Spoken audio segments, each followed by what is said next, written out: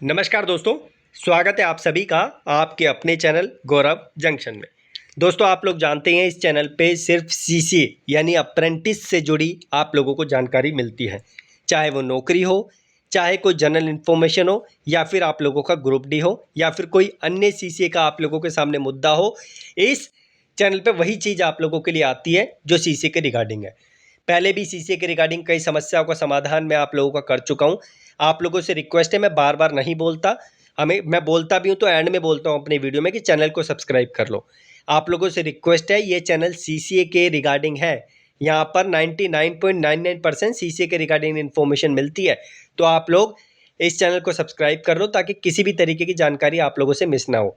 अभी तक कोई ऐसा सवाल जो आपको बहुत ज़्यादा परेशान कर रहा है, जिसका जवाब आपको कहीं नहीं मिल रहा, तो आप लोग कमेंट बॉक्स में मेंशन कर देना, आप लोगों को जवाब मिल जाएगा, चाहे कमेंट बॉक्स के माध्यम से, चाहे वीडियो के माध्यम से। अब इस वीडियो में जो आपकी समस्या का समाधान हम करेंगे, आप लोग जानते हैं एक कंडीशन आरटीआई के माध्यम से हमारे सामने आई थी कि कोई बच्चा अगर सीसीए का है और वो रेगुलर कैंडिडेट से ऊपर नंबर लेकर आता है, उसका जो क्राइटेरिया है वो कैसे फुलफिल होगा। तो इसी पर आप लोगों से बातें करनी है, कुछ सवाल भी थे इसके ऊपर, तो वो भी आप लोगों को अच्छे तरीके से रिजोल्व करके देने हैं। इसके अलावा कई बच्चों ने अभी तक फ्री वाले ग्रुप डी के मॉक टेस्ट नहीं लगाए, मैं सीसीए की बात कर रहा हूँ। डिस्क्रिप्शन में लिंक है, जाके लगा लेना। और अगर आपको फ्री मॉक टेस्ट अच्छा लगे तो फिर आप जो है पेड वाला लगा लेना। ठीक है, फ्री मैंने इसीलिए ही दिया है ताकि जो बच्चे चीज़ों को अफोर्ड नहीं कर पाते वो बच्चे जो है वहाँ पर फ्री ऑफ कॉस्ट एक टेस्ट लगा सकें। इसके अलावा कई बच्चों का ये भी सवाल था कि सर जी हमारे जो डॉक्यूमेंट है अभी तक उसमें करेक्शन नहीं हुआ है आईटीआई और अप्रेंटिस के, और ना हमारे पास पैसे हैं, हम करवा भी नहीं पाएंगे। तो भाई देखो, अगर आप डॉक्यूमेंट करेक्ट नहीं करवा पाओगे तो डिस्क्रिप्शन में एक वीडियो दे रखी है मैंने, आप उसे जाकर देखना कि क्या हर्जाना आप लोगों को भुगतना पड़ सकता है।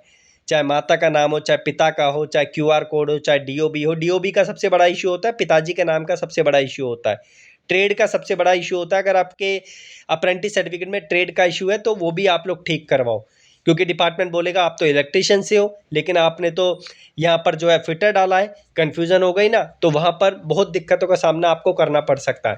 मैं यही नहीं बोल रहा कि हर जोन में दिक्कत का सामना करना पड़ेगा, लेकिन ये चीज़ किसी भी जोन पे एप्लीकेबल हो सकती है, तो इस चीज़ का आपको ध्यान रखना पड़ेगा।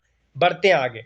अब देखो, कल मेरे पास कई बच्चों ने एक स्नैपशॉट भेजा कि सर जी इसकी क्लैरिटी अच्छे तरीके से दे दिए कि क्या ये चीज़ किस तरीके से जो है यहाँ पर डिपार्टमेंट के माध्यम से संचालित की जाएगी। तो भाई देखो, दो सवाल पूछे गए थे जिसमें से इसका जवाब तो नहीं दिया, इसका जवाब डिपार्टमेंट ने दिया कि सीसीए कैंडिडेट अगर स्कोर करता है एक रेगुलर कैंडिडेट से ऊपर तो उसको जो है काउंट किया जाएगा एक रेगुलर कैंडिडेट के तौर पर ही, उसी की लिस्ट में 20% रिजर्वेशन कोटा से जो है बच्चे को हटा दिया जाएगा। अब यहाँ पर जो सवाल थे, सवाल सबसे पहले था कि सर जी अगर ऐसा होता है, हम एक रेगुलर कैंडिडेट में आ जाते हैं क्योंकि हम मेहनत करने वाले 90-95 नंबर आ रहे हैं, हम श्योर है कि हम जो है एक नॉर्मल कैंडिडेट से ऊपर नंबर लेकर आएंगे, रेगुलर कैंडिडेट से ऊपर नंबर लेकर आएंगे, उनके कट ऑफ क्रॉस कर लेंगे। तो भाई ऐसे केस में आपने जो सवाल पूछा था मुझसे कि सर जी आपका आपका फिजिकल जो क्राइटेरिया है कि आपका फिजिकल होगा या नहीं होगा, उसके बारे में बता दूं कि भाई देखो, फिजिकल आप लोगों का नहीं होगा। फिजिकल सीसीएस वालों का चाहे आप रेगुलर कैंडिडेट से ऊपर नंबर लेकर आओ तब भी नहीं होगा, और अगर आप नंबर नीचे लेकर आते हैं तब भी नहीं होगा। ठीक है, पहला सवाल का जवाब मैंने दे दिया। दूसरा जो सवाल था वो ये था कि सर जी ये जो कंडीशन है ये सीबीटी और सीसीए यानी एआईटीटी के जो मार्क्स है दोनों को मिलाकर बनेगी, 2/3 लगाने के बाद बनेगी, सब कुछ कॉम्बिनेशन करने के बाद, या फिर सीबीटी के बेस पे कैलकुलेशन होगा। तो भाई ये अंत में जो आप लोगों के मार्क्स आप लोगों को मिलेंगे, सब कुछ कट कुटा के ऐड करने के बाद, चाहे सीबीटी हो, चाहे एआईटी हो आप लोगों का, या फिर आप लोगों का 2/3 हो, ये कंडीशन आपकी तब बनेगी जब आप लोगों का सारे मार्क्स का कैलकुलेशन हो जाएगा। आशा करता हूँ ये सवाल का जवाब भी आपको मिल गया होगा। इसके अलावा एक और सवाल था कि सर जी हम यूआर हैं, हम एससी हैं, हम एसटी हैं, हम जो है ओबीसी हैं, क्या हम जो है इसमें फॉल कर जाएंगे अगर हम जो है अब यूआर कैटेगरी से ऊपर नंबर लेकर आते हैं, या अपनी कैटेगरी में एससी से ऊपर नंबर लेकर आते हैं, या एसटी से ऊपर लेकर आते हैं, या ओबीसी से ऊपर लेकर आते हैं, ईडब्ल्यूएस से लेकर आते हैं। तो ये समझाना आपको जरूरी था। अब इसमें आप ये समझो कि रेगुलर का मतलब क्या होता है।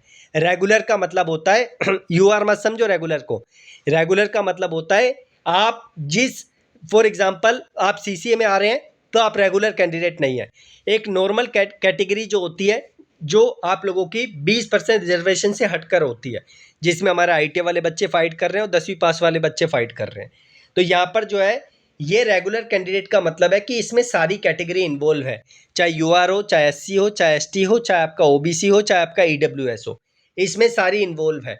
अब ये कंडीशन आप लोगों के लिए कैसे बनेगी? अगर आप लोग UR कैटेगरी से हैं और UR से ऊपर आप नंबर लेकर आ जाते हो, तो फिर जो है आप लोग जो है नॉर्मल कैटेगरी में चले जाओगे। अगर आपने SC से एग्जाम दिया है, आप SC से ऊपर नंबर लेकर आते हो लेकिन UR से कम लेकर आते हो, लेकिन आपने SC से तो ऊपर लाया, उनकी कट ऑफ आपने क्रॉस कर ली, ठीक है, कट ऑफ की बात कर रहा हूं मैं। आप जिस कैटेगरी से फॉर्म अप्लाई कर रहे हो उससे आप एग्जाम दे रहे हो और उसकी नॉर्मल जो कट ऑफ बनती है, फॉर एग्जाम्पल SC की कट ऑफ बनी 80%, 80 कट ऑफ बनी और UR की बनी 90, लेकिन आप SC से फॉर्म भर रहे हैं और SC से आपने एग्जाम दिया और आपके 81 नंबर आ गए, तो आप एक जो है रेगुलर कैंडिडेट की कैटेगरी में घुस जाएंगे। ध्यान रखना इस चीज़ का। आशा करता हूँ ये चीज़ आपकी अच्छे तरीके से क्लियर हो गई होगी। यानी कि जिस कैटेगरी में आप लोग एग्जाम दे रहे हो, आप CC हो, आप SC में दे रहे हो, आप CC हो, आप ST में दे रहे हो, अगर आप ST से ऊपर नंबर लेकर आते हो तो आप ST वाली जो है नॉर्मल कैटेगरी में चले जाएंगे, रेगुलर कैटेगरी में चले जाएंगे। अगर आप SC से हैं, SC से ऊपर नंबर लेकर आते हैं तो आप उसकी कैटेगरी में ऊपर चले जाएंगे। अगर आप UR हैं, UR से ऊपर नंबर लेकर आते हैं तो आप फिर उसकी कैटेगरी में चले जाएंगे। ऐसा नहीं है कि आप SC से तो ऊपर नंबर लेकर आ गए लेकिन UR से नीचे आपके नंबर हैं तो फिर आप रेगुलर कैटेगरी में नहीं जाएंगे। इस चीज़ का आप ध्यान रखना, ये क्लैरिटी मैं आपको पहले भी दे चुका हूँ अच्छे तरीके से। आशा करता हूँ कि जो मैंने आपको जानकारी दी है अच्छे तरीके से आप लोग इससे सेटिस्फाई हो गए होंगे। स्टिल कोई सवाल जो आपके दिमाग में घर कर रहा है, परेशान आप लोगों को कर रहा है, भाई कमेंट बॉक्स आपके लिए ओपन है। मेरी आपके हर कमेंट पे नज़र रहती है, चाहे वो बुरा हो चाहे वो अच्छा हो। बुरे के जवाब मैं नहीं देता, सीधा डिलीट मार देता हूँ, ठीक है। मुझे पता है कि वो बच्चे वो हैं जो दूसरों को परेशान करने के लिए यहाँ पर आए हैं और मैं नहीं चाहता कि उस कमेंट से किसी और दूसरे भाई का नुकसान हो। तो आप लोगों से रिक्वेस्ट है, आप लोग खुद भी पॉजिटिव रहिए और हमें भी पॉजिटिव बना के रखिए, ताकि आने वाले समय में हमसे आप लोगों को अच्छी तरीके से चीज़ें मिलती रहे।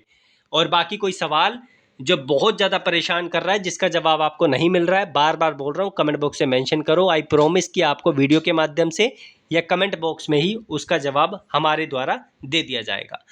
अब इस टॉपिक पे आप लोगों के लिए कोई सवाल जो आपको स्टिल परेशान कर रहा है, प्लीज़ आप लोग अपना सवाल मेंशन कीजिए कमेंट में। और बाकी डिस्क्रिप्शन में कुछ इंपॉर्टेंट लिंक्स हैं, वो जाकर ज़रूर देख लेना।